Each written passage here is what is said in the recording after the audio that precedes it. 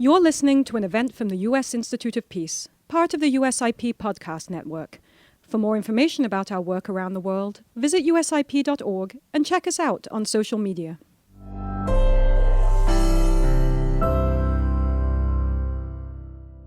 Good morning and welcome to the United States Institute of Peace. My name is Lise Grande. I'm the head of the Institute.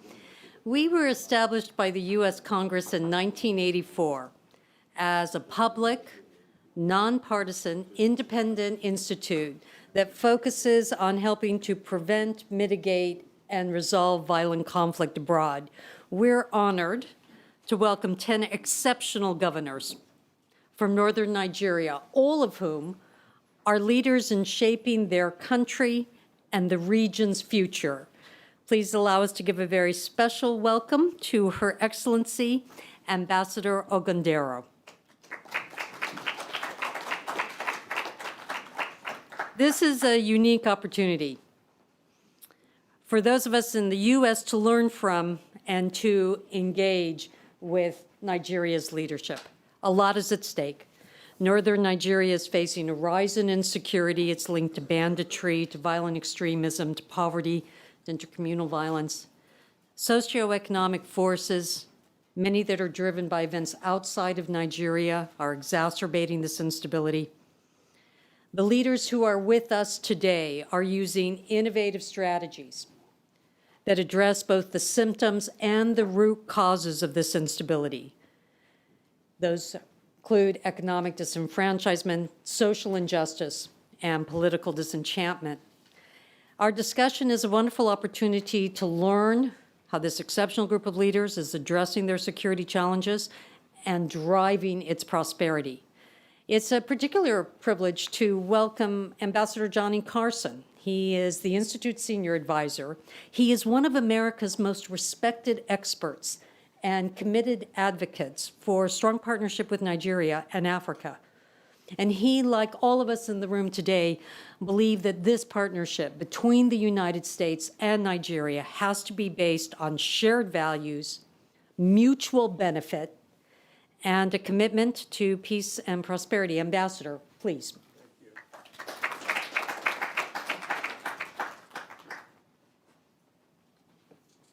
Thank you, Lise, for your welcoming remarks. This is an extraordinary occasion. We have 9 governors and 1 deputy governor from northwestern Nigeria. And I'm going to use this occasion over the next 90 minutes to engage in a dialogue with them about the issues of greatest concern to their states. But before I do that, I'd like to make just a couple of very brief comments. All of us know that Nigeria has Africa's largest population, its largest economy, and its largest democracy. It has a young population, a growing middle class, and a group of very talented and creative entrepreneurs who are driving the country's economy.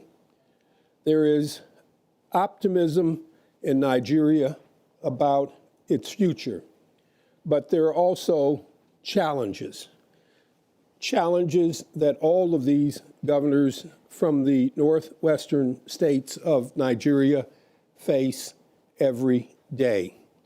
There are challenges of insecurity, of banditry, and kidnapping. And there are challenges that have to be faced with climate change, with issues of job creation for younger Nigerians, and growing the economies to eliminate and end poverty and create opportunities. This session and the sessions over the next several days will focus on engaging in a dialogue with the governors about the challenges and the opportunities that they face in their states to give us a better understanding of how we can be better partners in dealing with all of the challenges and the opportunities that they face. I'm going to start this dialogue by asking 5 of the governors to join me on the stage here. The governor of Katsina, the Honorable Dikko Umar Radda, who is also the leader of the Northwest Governors Forum. The governor of Zamfara State, the Honorable Dauda Lawal, can join me as well. The governor of Niger State, the Honorable Mohammed Umar Bago. The governor of Plateau State, the Honorable Mutfwang. And the governor of Kebbi State, the Honorable Nasir Idris. Would you join me and we'll have a discussion? In a couple of minutes, I'd like to ask all of you to share with us some reflections on the challenges that you face in the work you do and the opportunities that you see for your states. And I'll start with Governor Radda, who is the chair of the Northwest Governors Forum. Thank you very much, Ambassador Carson, and then the president and my colleagues. We took over the administration of our various states. As I mentioned earlier, that all of us are new governors. And we took over with a very huge challenge of insecurity in our locality. And this thing has been happening within the corridors in the Northwest for almost 10 years. And it is a problem or a conflict that is within us that has to do with criminality, banditry, kidnapping, and other sorts of violence. And it's a very huge challenge. Our colleagues, our predecessors have done a lot of things to mitigate that, but the issue was not addressed as adequate as possible. And we were so assured that we were informed that our colleagues, our predecessors were here in this institute, sometimes in 2016, 2027, 2017, 2016, and also to discuss on this kind of issues. And we are here again discussing on the same issue. The major challenge is our people are really devastated.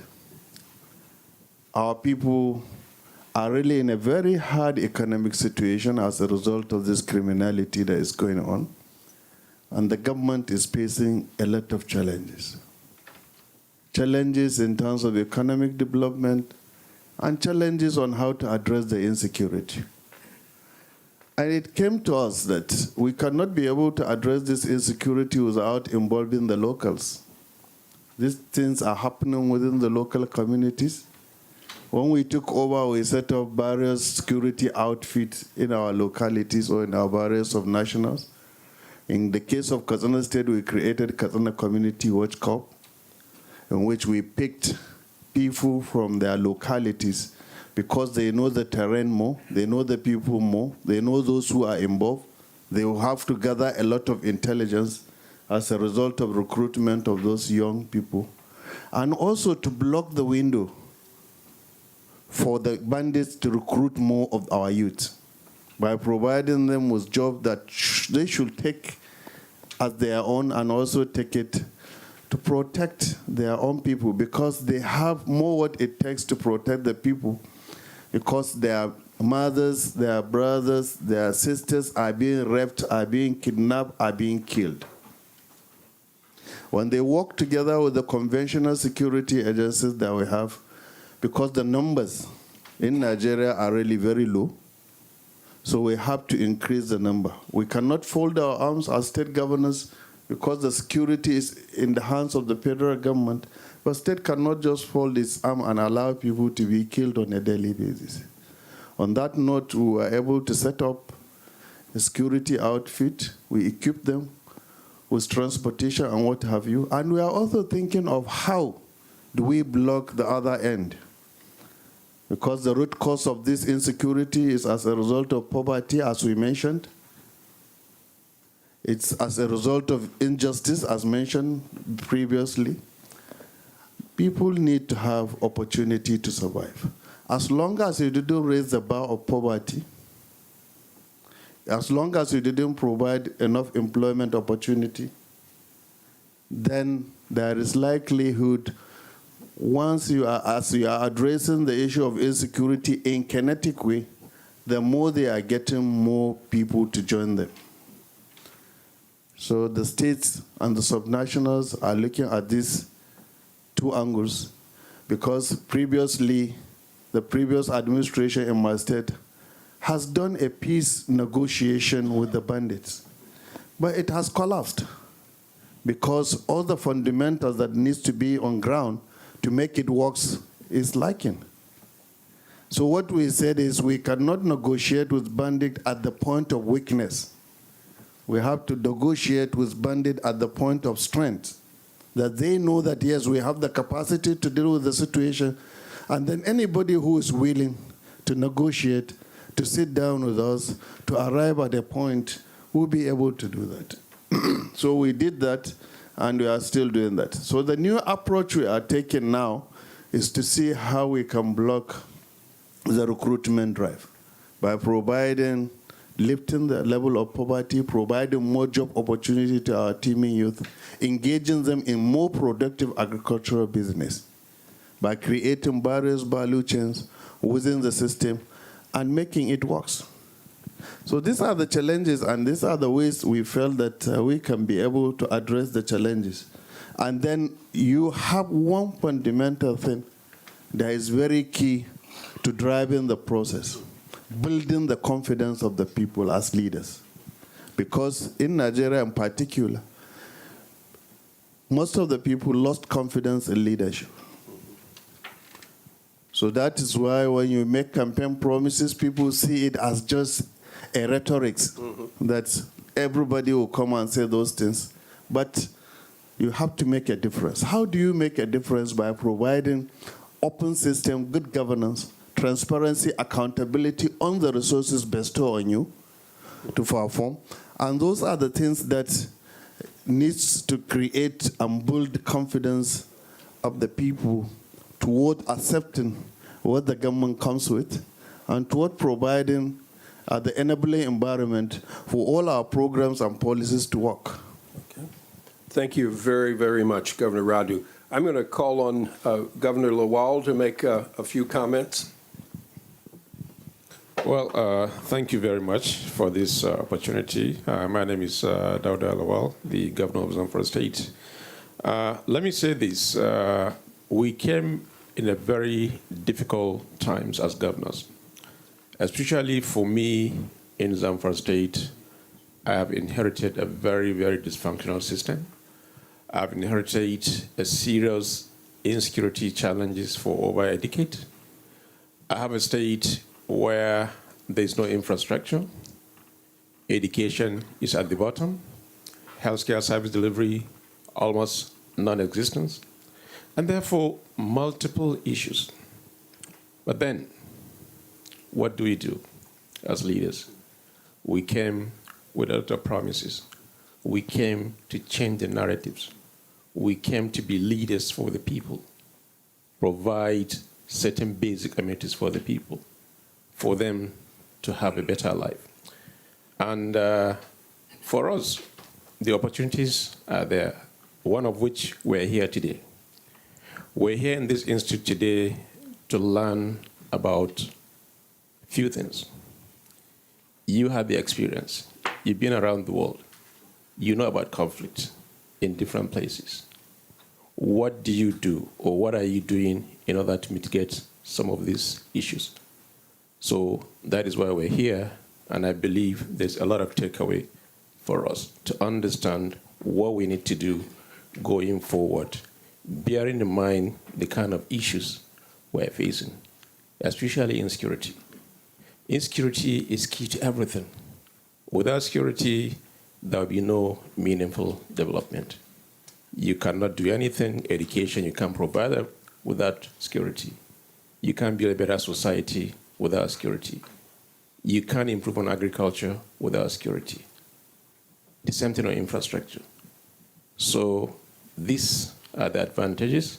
And for us, it's very easy, bearing in mind that we came with very, very good intention, and we want to change the face of leadership. That is an opportunity there. Thank you very much. Thank you, Governor Lawal. Can I also now call on Governor Bago?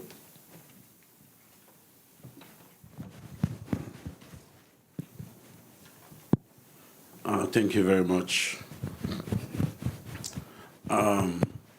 Niger State is the largest state in Nigeria in terms of land mass, spanning over 8.3 million hectares of land. Niger State warehouses the nation's 4 hydropower stations and also over 92 dams. Niger State is typically agrarian. And when you look at these assets we've got and look at the crisis we're facing, you can attribute that a lot to ungoverned spaces. We have borders with Kaduna, we have borders from the north with Zamfara, with Kebbi State, and somehow with Katsina State and other northwestern states, Sokoto, Kebbi State. So Niger State, that is central to Nigeria, has very huge ungoverned land spaces. So in the past, the issue of conservation rather than mitigation has been the focus. The nation's forest reserves are mostly in United States. And the activities of loggers, the activities of artisanal miners, because of the endowment, of lithium and gold, the activities of Chinese, and Russians, are kind of root causes to this crisis. Now, as a mitigation, first and foremost, there's need for a concerted effort for education to our people, because right now there's scramble between the people to the side of the bad guys and the government trying to woo the people back to this side. So there needs to be a lot of initiatives from the government side and other development partners in trying to engage this teeming population, positively in a way that they'll be distracted to the bad guys. We have, unfortunately, activities of the extremists, organizations of Boko Haram, of the USIP, and other miscreants. And these have fused, to become a menace to our peace and stability. So, as a government, we're here to learn, looking at all the potentials we've got, looking at all the assets we have, how can we transition out of this crisis? Possible solutions, possible collaboration, possible, information, from this institute on how we can better solve this issue. And as Dikko said, we understand the kinetic approach has not anywhere in the world produced result. So there's need for a non-kinetic approach deliberately, to be able to achieve a relative peace within the state. Thank you. Thank you very much, Governor Bago. Can I now call on the Governor of Plateau State, Caleb Mutfwang? Thank you, Ambassador Carson. Distinguished ladies and gentlemen, it's always an honor to be here. I was privileged to be here last year. And for me, I think I hit the nail on the head. What is happening in Nigeria is a failure of governance, particularly at the national level.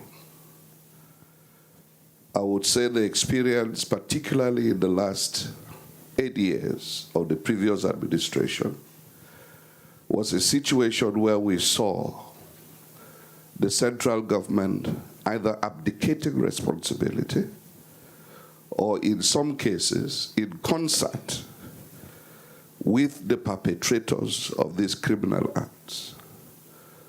And so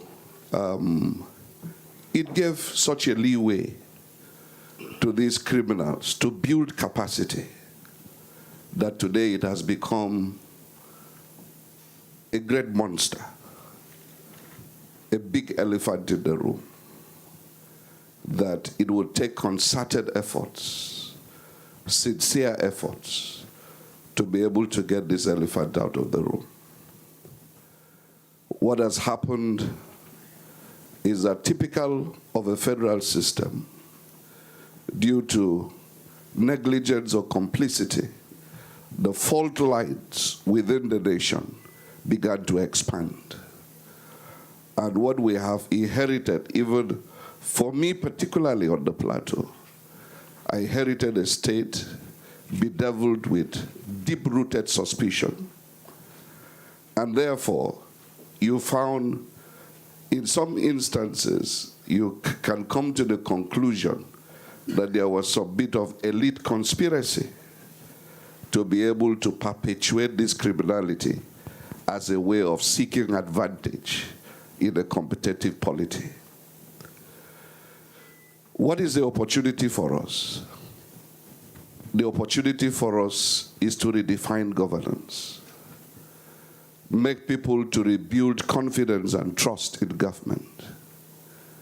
And it's a shame I had wanted to be on this trip with two respected religious leaders from my state, a Christian leader, the president of ECWA, and one of the key Islamic leaders, but unfortunately he couldn't get a visa, to demonstrate that we need to build bridges.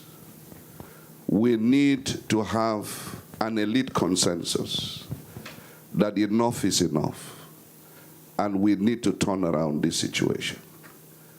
I think that my little observation in the last 11 months I've been in government, that the needs of the ordinary people are similar. They want access to good roads. They want access to good education. They want access to good health care. They want to go to their farms and come back home in peace. But as long as this insecurity persists, we cannot obtain anything near that. Last year, before I took over as governor, mayhem was unleashed on my local government where I come from to suggest that there was a political motive. Often than not, intelligence has shown that the people who perpetrate these attacks are not within the communities where those attacks took place. They were brought in from somewhere, by whom, and for what reason.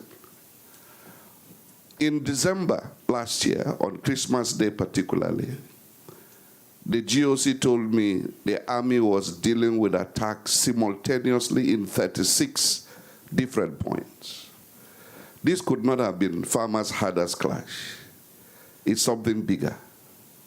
It's something much bigger.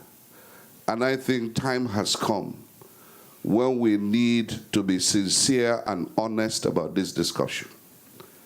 What I think has been lacking over the years is the sincerity to mobilize the political will to deal with this ugly situation.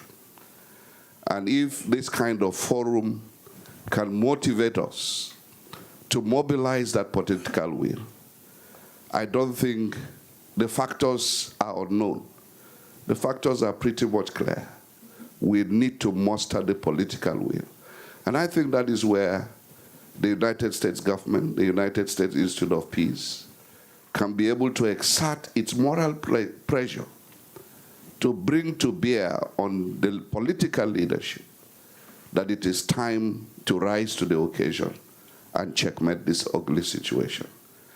It is not only in the interest of Nigerians, I believe it is in the interest of Africa, and it is also in the interest of the United States of America that its strategic partnership with Nigeria is brought to the fore. The United States cannot take a backseat in giving importance to Nigeria. And I think if this role is well played, perhaps we will see light at the end of the tunnel. Thank you.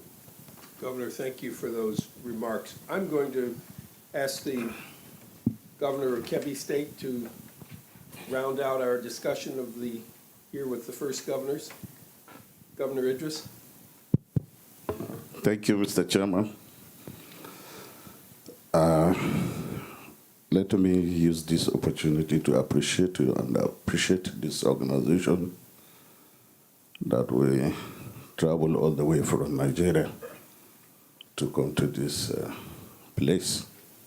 And also to tell you that Kebbi State also is not different between what the other colleagues are saying as far as security situation is concerned. Even though Kebbi State I share border with Zamfara, Sokoto, Kaduna, and Niger State. The level of security situation in Kebbi State is not up to the level my colleagues are facing, because in Kebbi State we don't have a single camp of bandits. But my problem is because they are my neighbors, and by the time the firepower of the security agencies in those places, they will now run to Kebbi State and seek for shelter.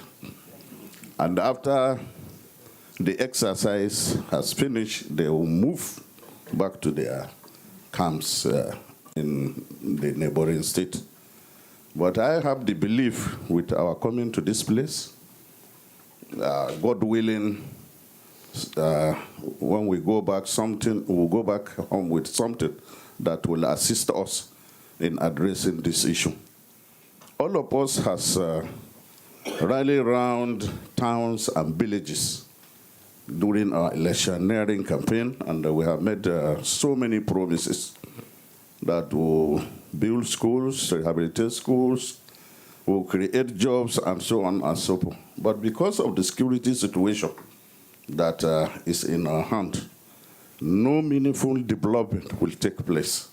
So therefore, I feel that with our coming, something is going to be done to us so that when we go back home, we will be able to address this issue of security challenge in our various states. Thank you. Thank you. Thank you very, very much, all of you, for those initial set of comments about the concerns that you have about security in your states and in your neighboring states. Before I ask the next five governors to come up and talk, let me just ask each of you very quickly to respond to the question of what it is that you might be able to do together as governors to help improve the security not only in your state but in your neighboring states. What is it that you do collectively that can be positive in addressing the insecurity and also the improvement in people's lives. Governor Radda, I'll let you start, but I'll let you ask to be quick so that we can get to the... Thank you very much, Mr. Carson. It's true, but since at the beginning after our inauguration, we since realized that there are so many things that we don't need to do it at individual capacity, but we need to do it collectively. In fact, that was what informed forming our forum of the Northwest governors. And the first week we were elected, and the first week we were inaugurated, we had our own first meet. And we focused on 3 key areas. One of it is addressing the insecurity, which has to be collective. Economic development of the region has to be collective because we have so many comparative and competitive advantage within the states in that subnational.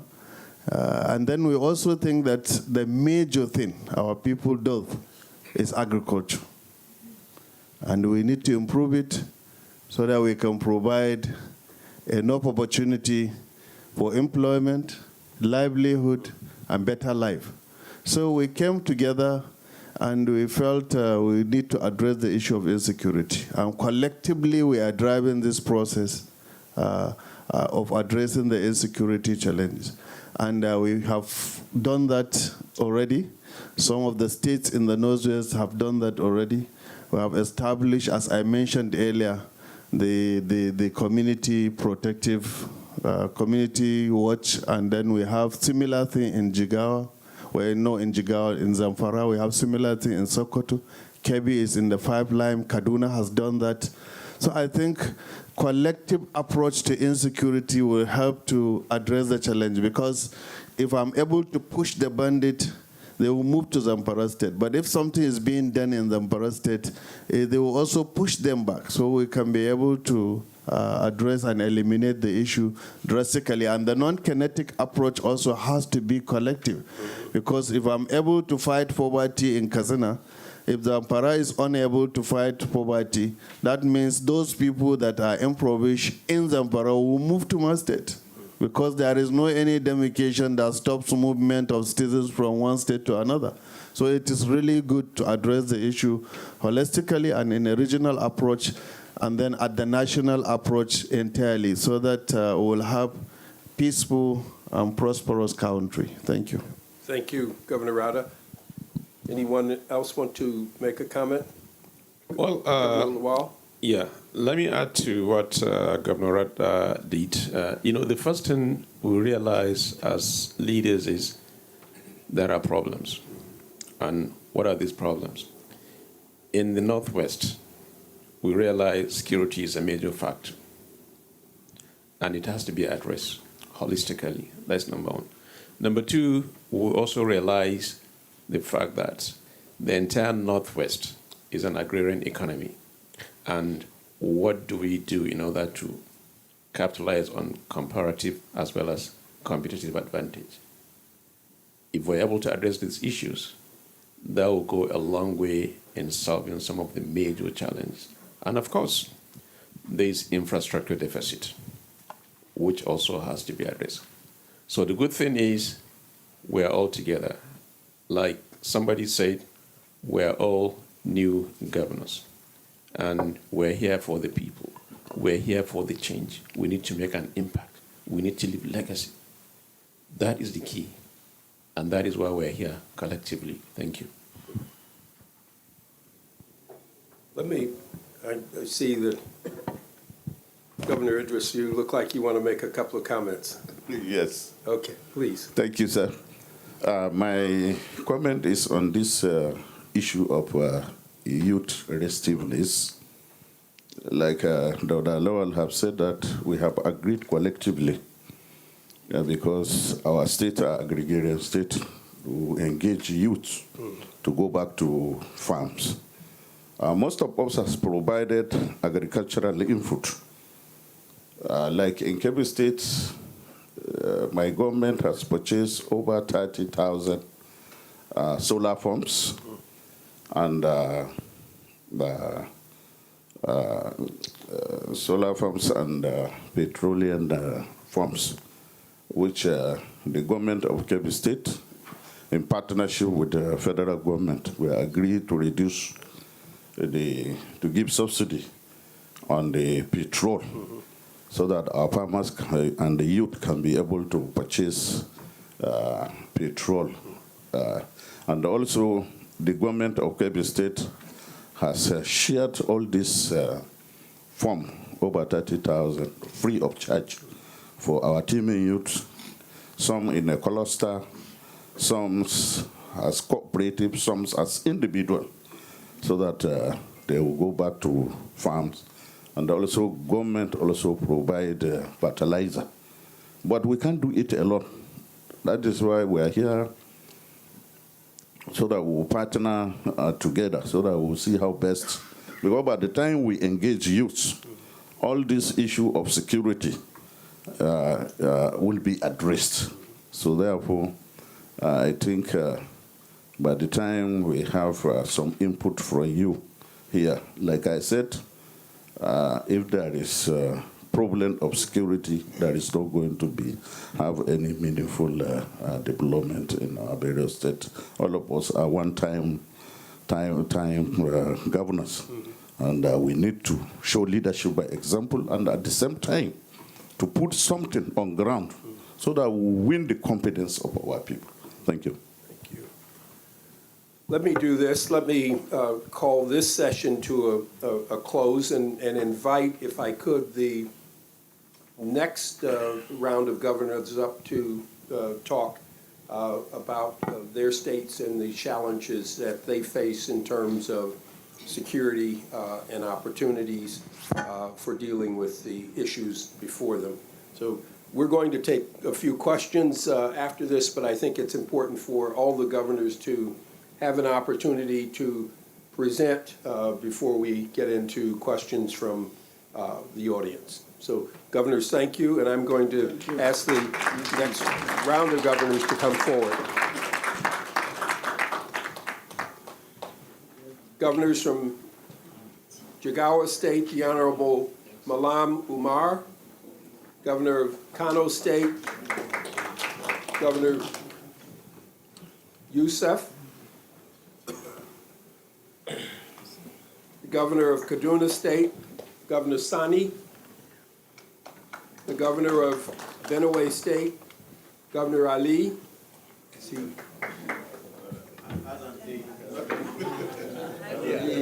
Alia, I'm sorry, Governor, please. And the Deputy Governor of Sokoto, Deputy Governor Kabir. Yes. I'm sorry.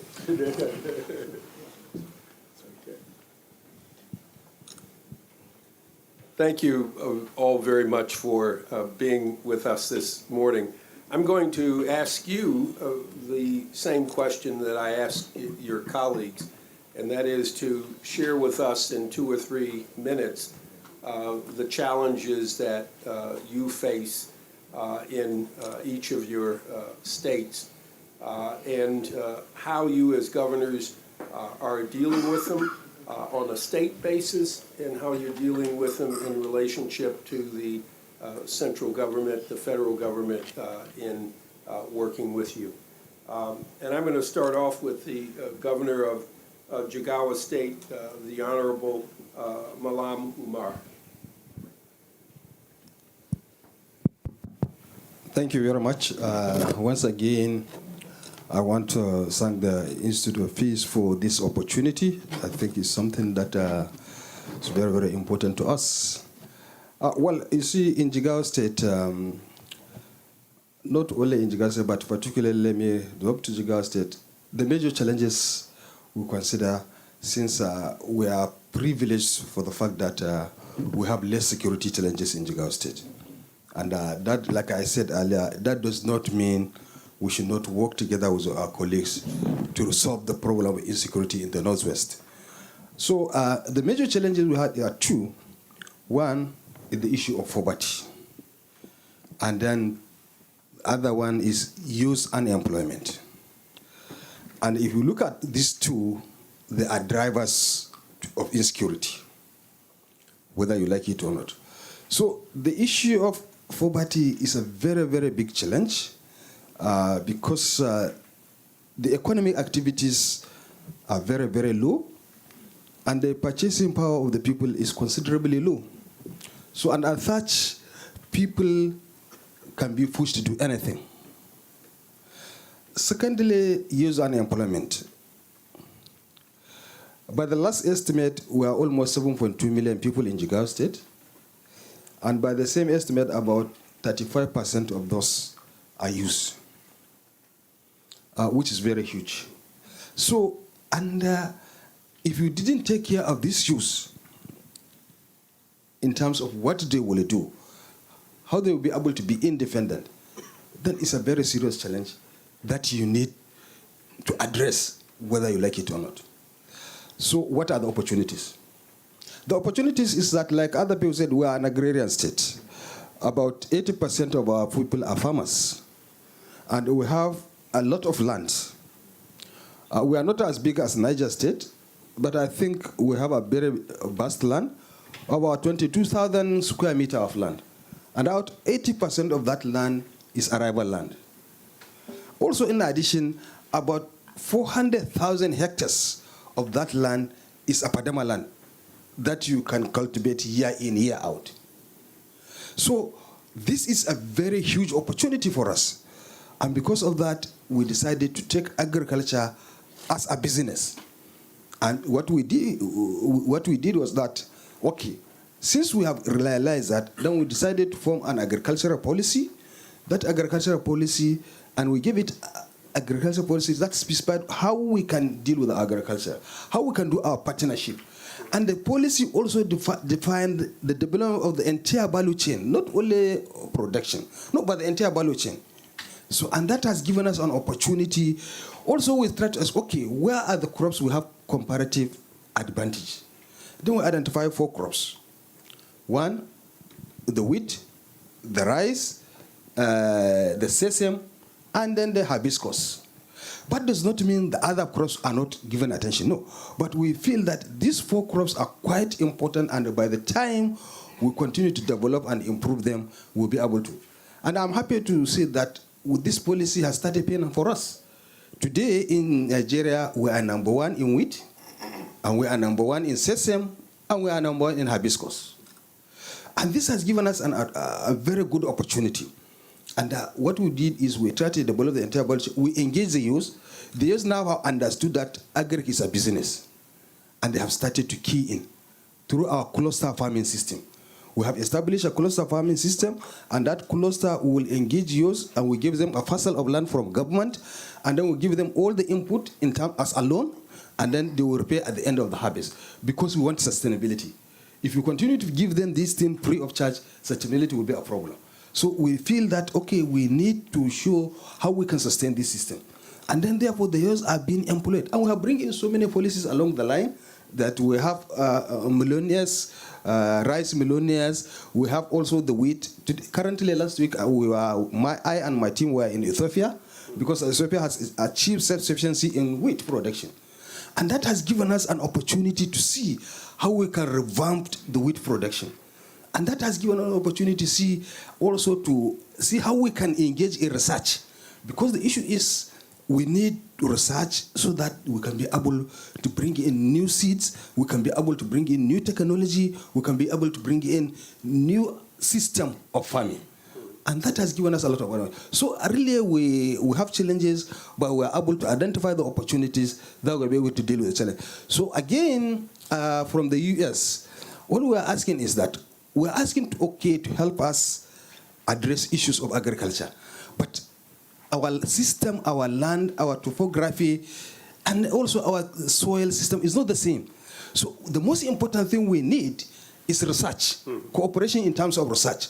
When we have a cooperation in terms of research, our expert will discuss with our expert who will be able to show, okay, this is the type of topography we have, this is the type of soil we have, this is the amount of rainfall we have in the season. So at least with your expertise, you will be able to advise us appropriately what to do, what will grow here, what will be benefit here. And I think if that is done, we'll be able to make a difference. So this is exactly what we have in Jigawa. Thank you very much. Thank you very much. And you've outlined some of the opportunities that are out there, not just the challenges that are being faced. Let me call on the governor of Kano State, Governor Yusuf. And I might add, Nigeria's most populous state. Thank you very much, the advisor. Let me seize this opportunity to once more also thank you immensely on behalf of the good people of Kano State and by extension Nigeria. Let me say that Kano State, being the most populous state in the country, with over 21 million people, and being second most commercial center in Nigeria after Lagos, is also bedeviled with a lot of insecurity challenges. Even though at present, Kano is the most peaceful state, but we also have a lot of these challenges. Let me say that when we came on board, we met a very disorganized society, a society that was built with breakdown of law and order, with unemployment rate at its peak, with also poverty in almost most of the homes. When we came, we sat down and looked at the challenges, and we tried to see how we can sort all those challenges. The first thing we did was we sat down with the security agencies. We listened to their own problems. We also tried as much as possible to solve those problems. We established the Joint Task Force Committee, and we as well established community policing within the system. We met a society that was corrupt. Civil servants were corrupt. Stealing was the order of the day. Thuggery was at its pinnacle. Many of our youths were recruited into thuggery, politically being used to maim and kill innocent people. And we felt that we have a duty to protect the lives and properties of our citizens. The first thing we did was to ensure that all those thugs were rehabilitated by the government in collaboration with the security agencies. We rehabilitated about 220 thugs. We trained them, and we gave them capital so that they could have something doing and be better members of the society.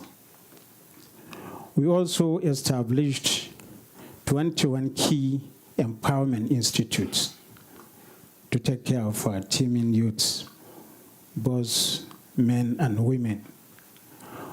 We established a system of empowerment whereby every month we give empowerment to 100 women from 44 local governments, 100 women from each local government times 44. We give them capital of about 50,000 each. And that has been sustained and we will also continue to do that till the end of our tenure. We also look at the unemployment rate within our youths, and we were able to employ about 10,000 youths into the civil service. We tried as much as possible to send our young men and women to study master's degrees in different countries across the globe. So far, we have about 680 young men and women that are studying in different universities across the globe. We also tried as much as possible to pay for tuition fees of all the state indigents that are studying in different universities across the country, as well as other tertiary institutions. Apart from that, we tried as much as possible to block all loopholes of corruption. We ensured transparency and accountability in spendings of the government. So with that, we also opened up irrigational facilities for our teeming youths. We desilted and rehabilitated the 22 dams we have in the state, and we were able to allocate lands, irrigatable lands, to many youths, including women. We gave them capital, and right now, many of our youths are there engaged, fully engaged in irrigation and other farmings across the state. So with that, we feel at least that we are reducing the insecurity challenges in the state. And by coming here, like all the other governors have said, we have common problem, that is the insecurity. And we come out together to ensure that through collaborative effort with you, at least we reduce it to a significant position. Thank you very much. Governor Yusuf, thank you very much for outlining those measures that you've undertaken in Kano to address both insecurity and to give a catalyst to economic development.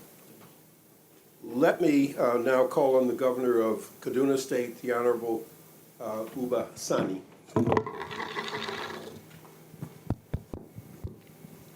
Thank you very much, Ambassador Carson. First, I would like to also join my colleagues in appreciating the United States Institute of Peace for this very important invitation to share our experience and to partner with this very institution, looking at the way forward towards resolving and addressing our problems back home. Kaduna State, like my colleagues, we have similar problems with other states, just like my colleague have. Just so I want to associate myself with some of the comments they've made. But Kaduna being the political capital of northern Nigeria, as you're aware, we are the most cosmopolitan state in northern Nigeria. So our problems are different from other states. We are facing problem of insecurity like other states. That has to do with banditry, kidnappings, and insurgency. But at the same time, we also are having issues that has to do with conflict related to issue of religion and ethnicity. But of course, I'm happy also to commend the effort of United States Institute of Peace because of the work they've done in Kaduna.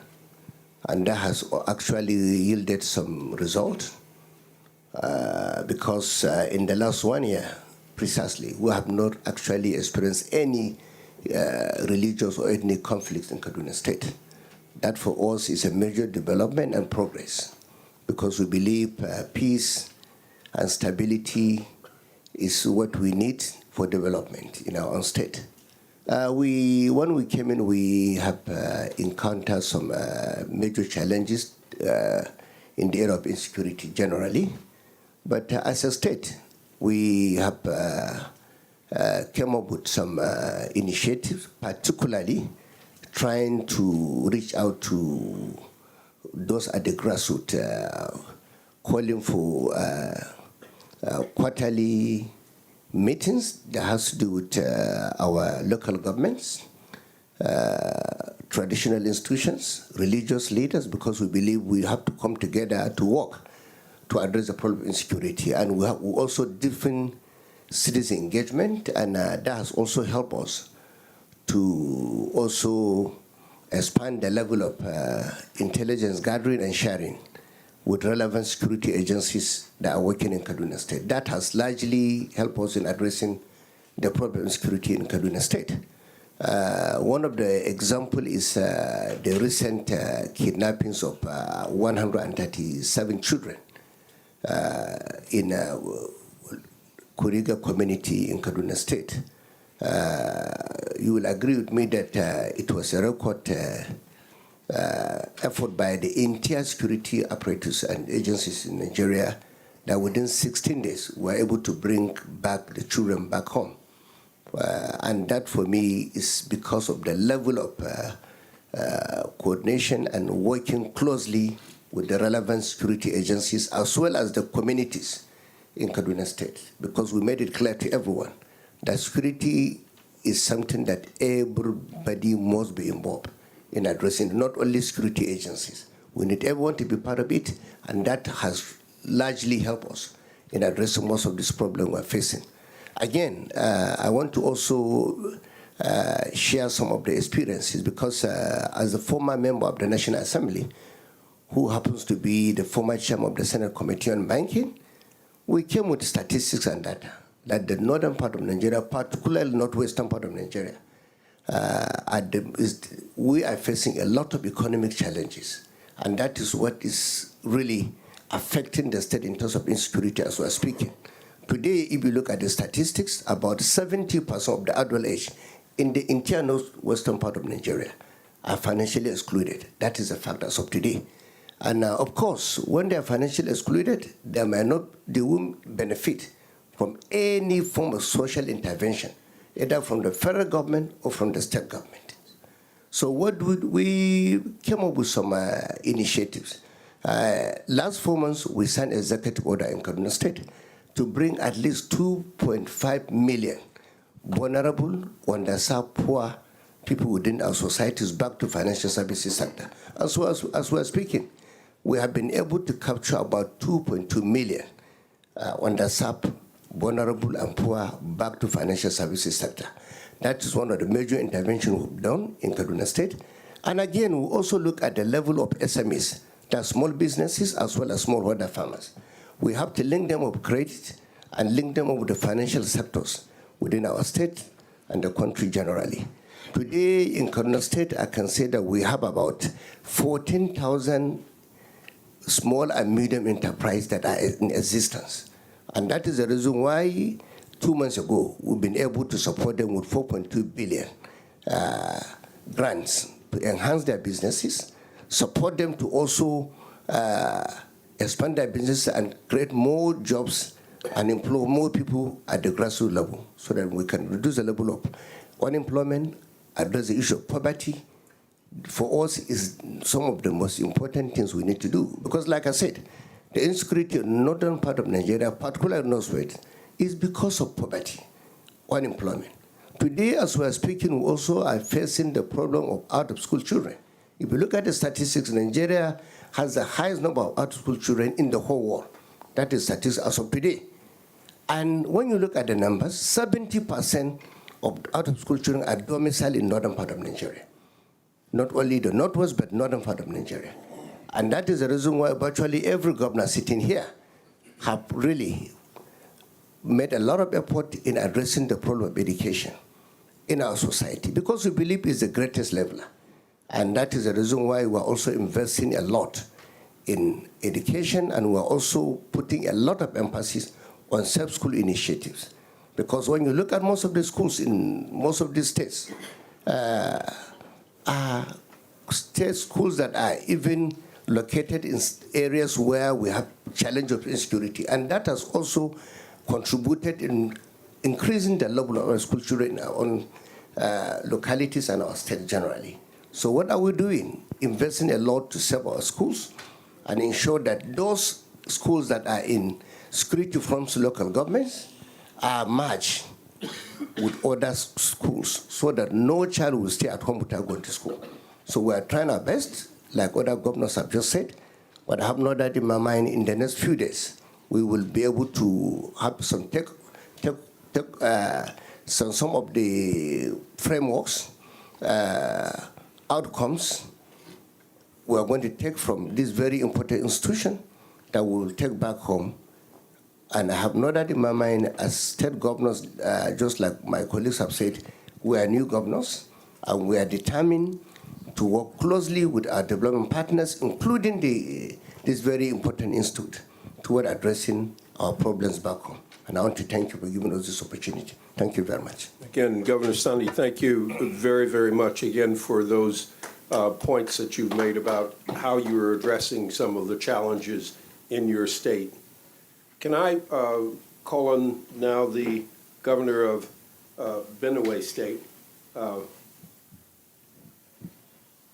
Governor Alia? Thank you, Mr. Moderator, and I thank the Peace Institute for this opportunity afforded us. Benue State is the belt of Nigeria.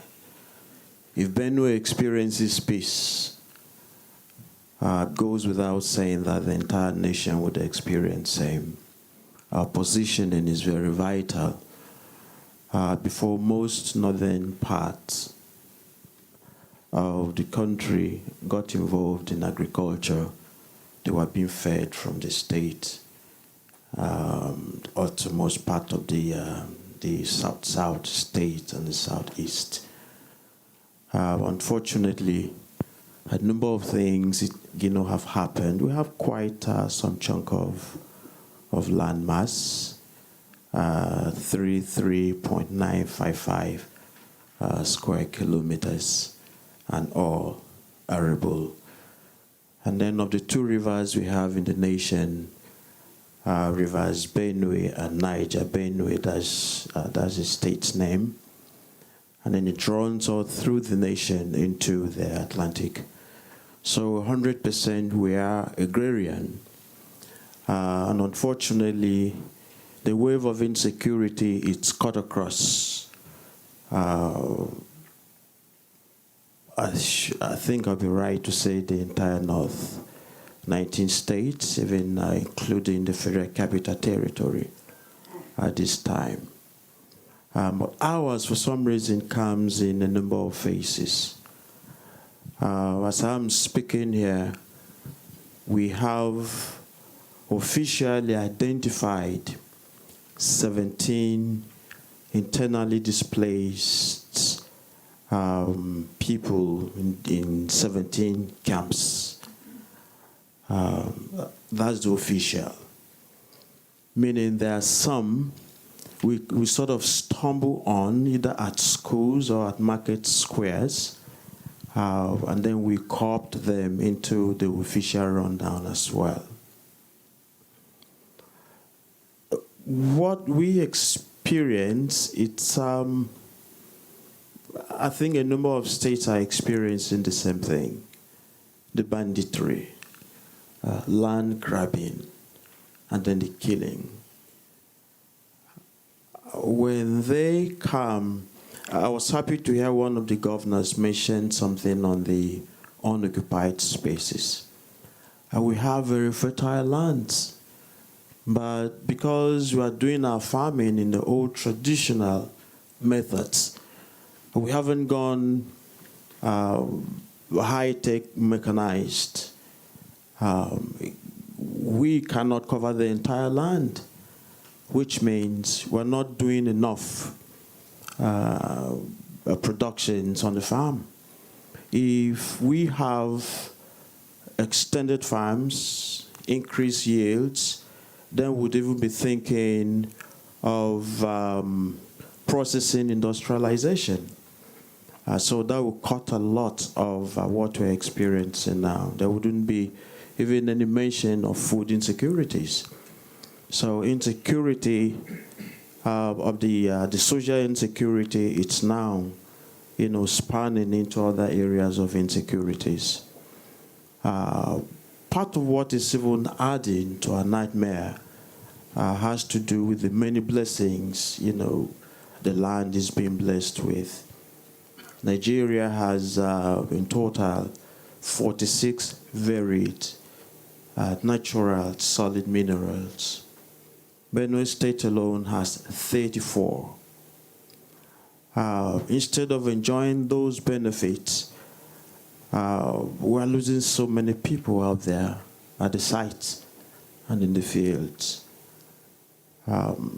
We have rogues who come in, and they come in different shades. The bandits come, they drive away the locals, and then certain so-called investors, on solid minerals who are not verified in whether they're legitimate enough, to be in the bushes or the sites. The actual locals are driven away. For some reason, those who come in, those rogues who come in there, gain access, on the sites, and then they are doing their own businesses.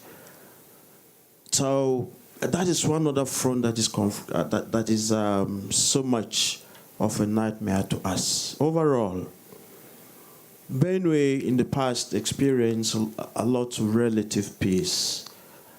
If we are not doing enough productions, which means most of our youth are just hanging there, and they can easily be enlisted into terrible acts. In the next 14 days, we're going to launch a security guard apparatus. It's a local one. Thank God, nationally we're all talking about state policing, individual state policing. I believe that it's going to help us a lot. It's in tune with this kind of a thinking that in 2 weeks' time we do this launching. It's from the vigilantes and those who feel quite concerned about our own securities, the young people particularly. So it's going to be very beneficial. We know that maybe nationally we have porous borders and interstate porous borders as well. When those bad people are pounded from one state, they find some shelter in the neighborhood, just the next state. If we go strong on these internal state policing, it's also going to help us. We need a lot of the technical know-how. We've been talking about insecurities all through. But how actually do we train even the young minds, to help the rest of the people? If we go onto the farmlands, there has to be some level of security for farmers to do their own farming. And all these will require education again.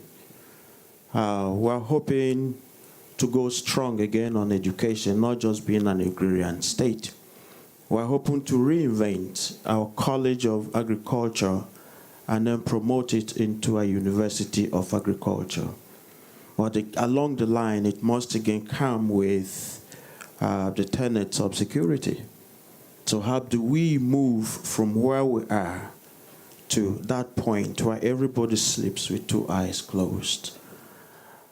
We had some poor leadership.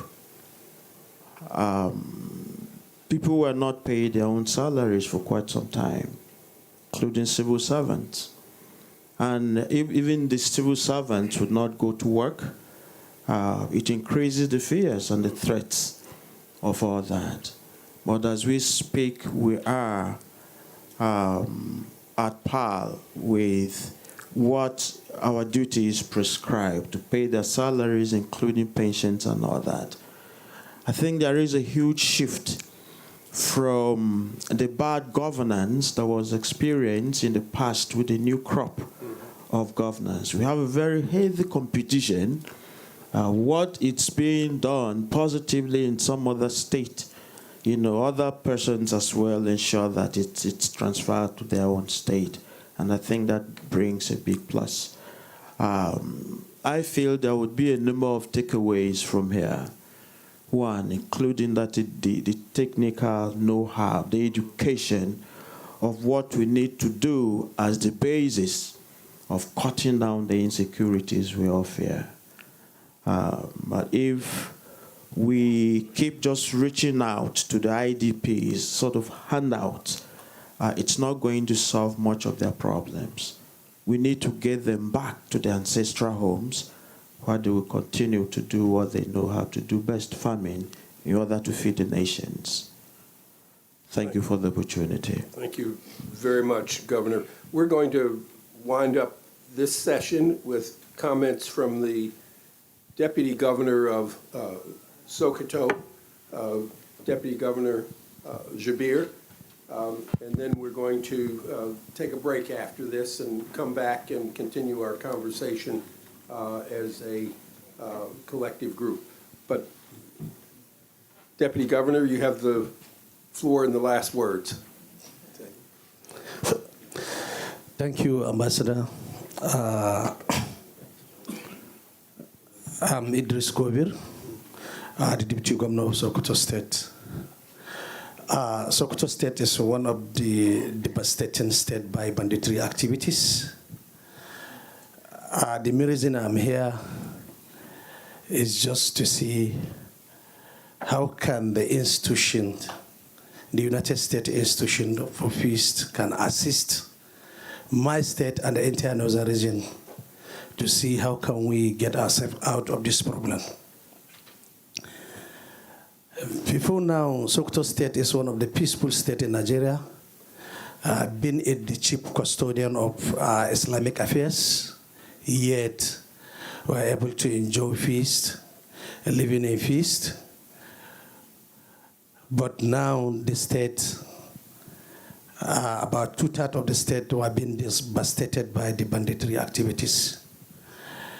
We are in governing just simply because during the campaign promises, we promised our people that we'll put all the best we can to make sure we tackle the issue of insecurity. This is the paramount when it comes to our campaign promises. And that's the reason our people, has confidence in us and brought us in. So I'm here, nothing but peace. I came in with a lot of research and a lot of initiative to talk about. But immediately during our breakfast, General Martin Luther was able to delete my research. It was just somebody who had a very good research, and you submit for approval, you end up being, not approved. So just like he was adjusting me back to square zero. He said something that, it really came to my heart, and I really captured it, and I reasoned with him about the issue of non-kinetic approach. Our governors have put, my governor have put all the best we can to see if we can tackle the issue of insecurity. We spend billions of naira assisting the conventional security operating in Sokoto State by the support of the federal government of Nigeria. At the same time, by making our local initiative, just like Katsina State, a lot had been done, which I believe our community and Nigeria as well can be also witnessed in order to tackle this issue of banditry activities. Yet, we know it still exists. This is the United States Institute for Peace, whereby solving the problem, the crisis, the conflict without war, without bloodshed. That is why we're here. And I believe at the end of this, this institution will assist you understand, coming out with a measures, a serious measures. Why I'm saying so, because last time the set of governors are here. Today, another set of governors are here. We are still talking about the insecurity situation affecting the northern state of Nigeria. And I believe this time the institution will take it serious so that the issue of insecurity, will become a history. I don't mind about talking about the agriculture, talking about the economic, IGR and whatever initiative. Unless maybe it will come in, in the process of solving, maybe they are coming as one of the agents of solving this problem which my state or my entire region is facing. But first of all, let's tackle the insecurity situation that is affecting my state and my region. I believe if in the sake of solving the problem, you understand, the agric initiative will come in, fine and good. The issue of empowerment, youth empowerment, you understand, will come in. Economic, you understand, initiative will come in. It's okay. But first of all what I'm here for, you understand, is the measures that will tackle the problem that is affecting my state and my entire region. And that's all. Thank you. Thank you. Let me thank all of the governors and deputy governors for their presentations this morning on the challenges that they face and some of the things that they are doing to combat those challenges. I'll end with a couple of broad comments. And the first, clearly, is that Nigeria is important. It is an anchor of democracy in West Africa. Nigeria, democracy can only be sustained if, in fact, people believe that they are beneficiaries of not only political freedoms, but economic growth and opportunity. Though economic growth and opportunity is undercut by insecurity, by banditry, by violence, by kidnapping, by civil strife, by religious intolerance, and by the things that cause conflict. It is important that as we look at the challenges that are out there, several things are in fact necessary. Certainly, state and federal engagement and cooperation, but also going all the way down to community level engagement and cooperation, where citizens recognize the importance of other citizens in ensuring the safety of their neighbors as well as their families and their communities.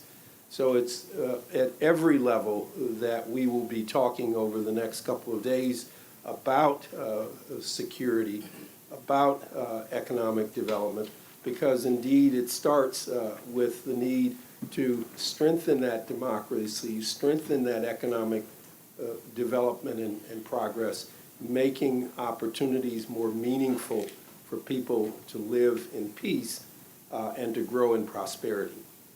Those are the things that are going to be extraordinarily important in helping to combat the level of insecurity that's there. Again, I want to thank all the governors. We're going to take a 10-minute break, and then we're going to, I'll introduce our next speaker from the State Department, and then we will have an opportunity to engage in some discussion with that speaker. And then we're going to have a number of case studies of countries and how they have dealt with the issues of insecurity. There is progress out there. Countries do and are able to overcome the challenges of insecurity.